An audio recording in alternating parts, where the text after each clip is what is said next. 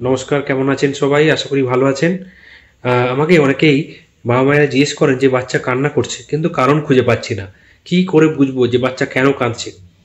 প্রথমত বলি, এই ঠান্ডা সর্দির সময় যদি ঠান্ডা সর্দি লাগে এবং নাক বন্ধ হয় সেখানে বাচ্চা কান্না করে।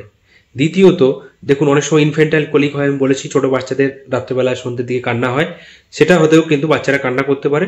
লক্ষ্য রাখুন ইনফ্যান্টাইল কোলিক কিনা, তার প্রয়োজনীয় ব্যবস্থা নিন, আমি অলরেডি ভিডিও দিয়েছি।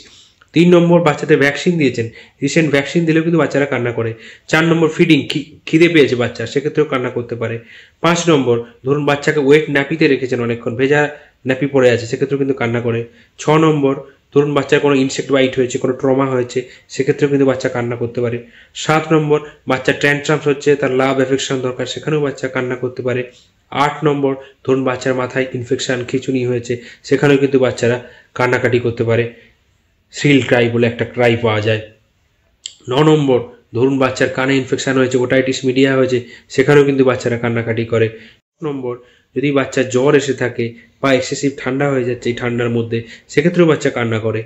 11 নম্বর, বাচ্চা ইউরিন বা স্টুল পাস করার আগে কান্না করে।